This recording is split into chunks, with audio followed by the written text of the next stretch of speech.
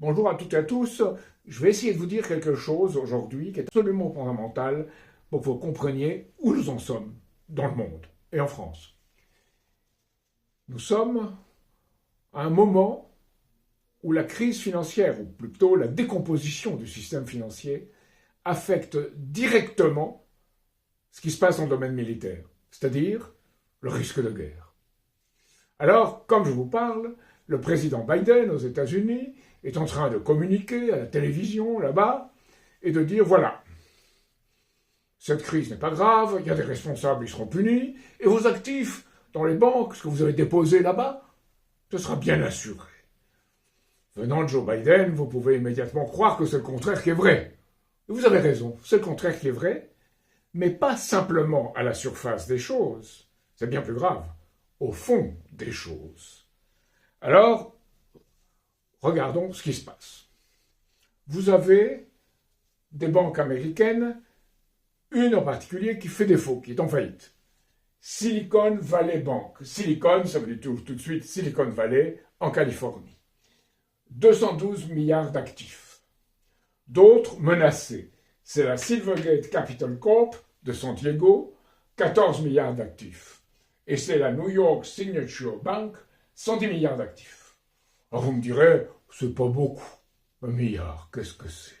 L'ensemble du système bancaire américain, c'est 19 800 milliards. 19 800 milliards. Et la dette dans le monde, tout compris, globale, dépasse 1 million de milliards. Vous dites, qu'est-ce que c'est que cette petite chose, là, qui est en faillite, c'est pas gênant. Ben non, c'est très gênant, parce que c'est toujours à la marge des choses que se produisent les grandes crises. Comme en 1929, c'était une banque autrichienne qui a déclenché l'ensemble du système et qui n'était pas très importante par rapport à la valeur totale des actifs bancaires. Alors qu'est-ce qui se passe? Je vais vous expliquer. Il faut d'abord savoir comment les banques gagnent de l'argent. Tout le monde se demande où va notre argent. Alors, je vais vous expliquer comment les banques gagnent notre argent. Il y a un moment classique. Il y a des taux d'intérêt. À court terme, mettons 2 à 4 ans, et les taux d'intérêt à long terme, c'est 10 ans. Normalement, le taux d'intérêt à court terme est inférieur à le taux d'intérêt à long terme. Donc, une banque va emprunter à court terme, mettons à X%, elle va à long terme investir ou financer des gens qui investissent à X plus N%. C'est-à-dire qu'elle va gagner X plus N moins X, soyons précis, X moins X plus N, elle va gagner N, la différence entre X et X plus N. Elle va gagner N. C'est ce qu'on appelle la transformation dans le taux d'intérêt. Ça, c'est la méthode classique. Maintenant, la méthode actuelle, ça s'appelle les véhicules d'investissement spécialisés, les fameux Special Investment Vehicles. Qu'est-ce que c'est nouveau? Vous prenez des startups et vous dites là, il y a un potentiel. Que vous faites? Vous mettez en banque un véhicule d'investissement vide, garanti seulement par le fonds que vous avez emprunté. C'est même pas du cash, hein. Et ce fonds-là, vous l'utiliserez pour acheter des startups qui vont profiter beaucoup, qui vont être très, très bénéficiaires. Donc c'est une spéculation sur la valeur future des startups. Ça, c'est le nouveau. Avec ça, vous gagnez beaucoup d'argent, pensez-vous, et elles en ont gagné beaucoup jusqu'à maintenant. La troisième chose, c'est les bons du Trésor. Les bons du Trésor, c'est des choses à 10 ans, les banques se les mettent en pension, se les prennent, et ça vaut, mettons, Y% d'intérêt. Taux d'intérêt, Y%. C'est assuré, c'est l'État, ça rapporte, c'est bien. Eh bien, tout ça tombe par terre aujourd'hui. Ça tombe dans le gouffre financier. Pourquoi? Parce que pendant longtemps, les banques et tout le système financier était à taux d'intérêt zéro, ou presque zéro. On dit ça. Comme ça, on pourra emprunter, le système pourra marcher, le système financier marche, on emprunte à zéro, on investit ailleurs, on gagne un peu, ça marche. Oui.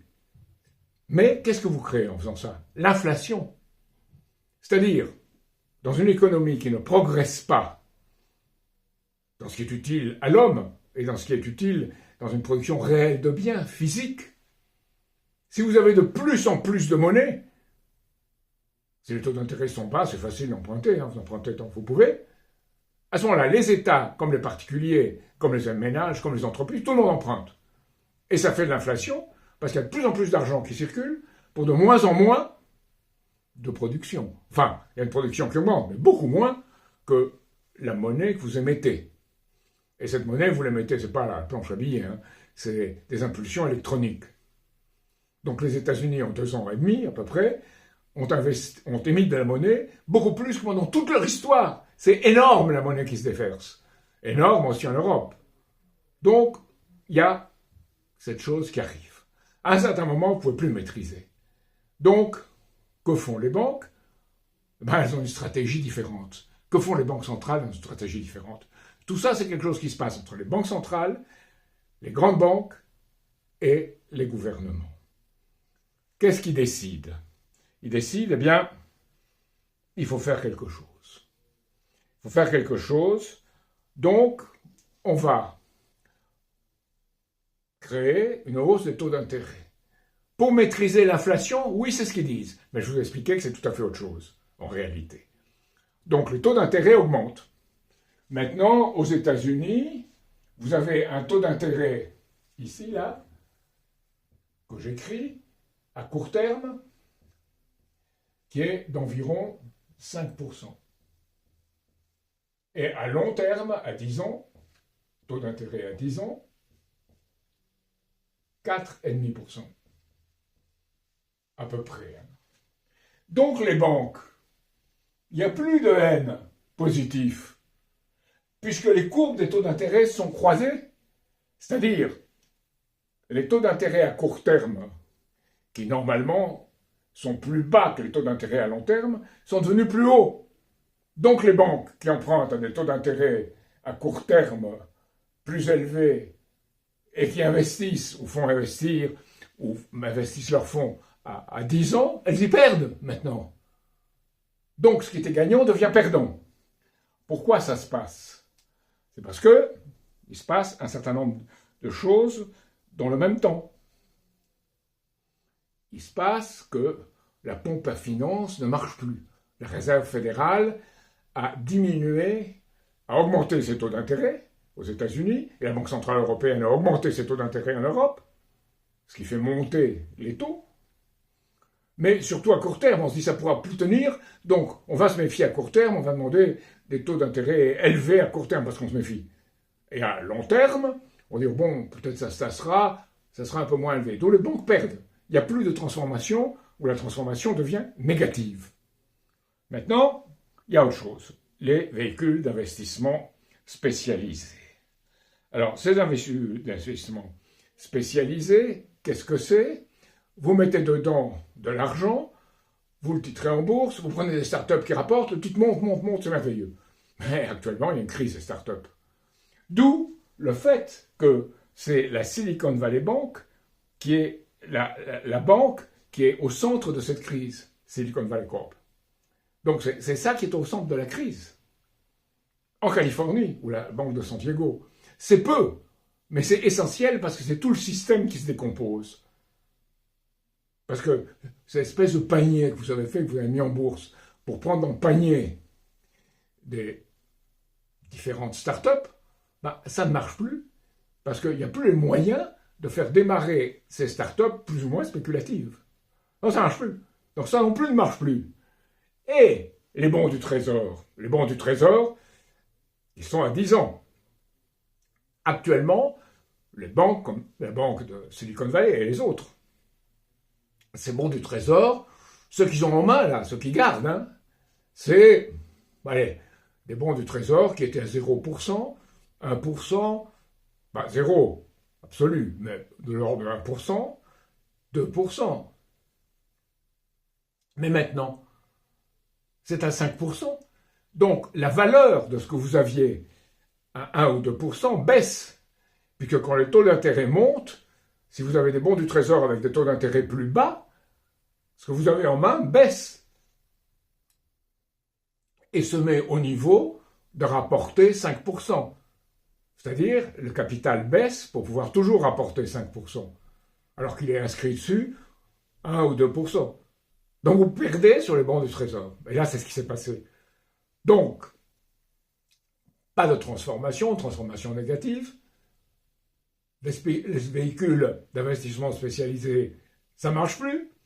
Et les bons du Trésor, vous perdez. Une institution comme celle de Californie, où vous savez que ça a été joué sur les startups et joué sur les bons du Trésor, on se dit, oulala. Donc même certaines très grandes banques conseillent à leurs clients, retirez-vous de ces banques-là. Donc, c'est la folie, c'est la clientèle qui part, qui exige leur argent. Alors on vous dit, oui, immédiatement, intervention de Janet Yellen, la Réserve fédérale, Biden qui vous dit, il n'y a pas de problème. Donc, ce que vous faites, on vous dit, j'y crois pas trop, hein, vous prenez votre argent. On vous dit jusqu'à 250 000 $, ça sera garanti. Les gens se disent, comment ça va être garanti? Par la Réserve fédérale, par le Trésor américain, qui mettront de l'argent dans cette banque pourrie? Sans doute. Biden, c'est ce qu'il est en train de nous dire. On va sauver les banques pourries, qui ne sont que l'aspect spéculatif extrême du système. C'est tout un système qui est pourri. Tout le système est une vaste construction de Ponzi. C'est-à-dire que c'est avec l'argent que vous avez ramassé que vous satisfaisez les gens jusqu'à que ça tienne, et pas en investissant dans les choses nouvelles qui rapportent beaucoup, puisque l'économie ne se développe pas. Tout développement réel de l'économie physique, 1 à 2%. Donc, ce qui arrive, c'est que tout votre système se décompose. Qu'est-ce qui se passe dans ce cas-là? On investit là où ça marche. Et le plus puissant espère rafler la plus grande partie de la mise. C'est-à-dire le système bancaire de Wall Street et de la City. Surtout dans ce cas de Wall Street. Qu'est-ce qu'ils font? Ils se disent, on va spéculer sur l'énergie. Sur l'énergie, on va gagner. En plus, il y a cette guerre provoquée en Ukraine qui va nous faire gagner sur le gaz naturel liquéfié. Tant pis pour les écolos, hein, c'est du gaz d'origine du gaz de schiste. On va spéculer sur tout ce dont les Européens ont besoin. Avec ça, on va gagner beaucoup. Mais ce n'est pas l'essentiel. L'essentiel, c'est-à-dire on va gagner en attirant par nos taux d'intérêt élevés, et c'est là la logique qui se passe, tout l'argent. Et on va l'investir là où ça rapporte, l'économie de guerre.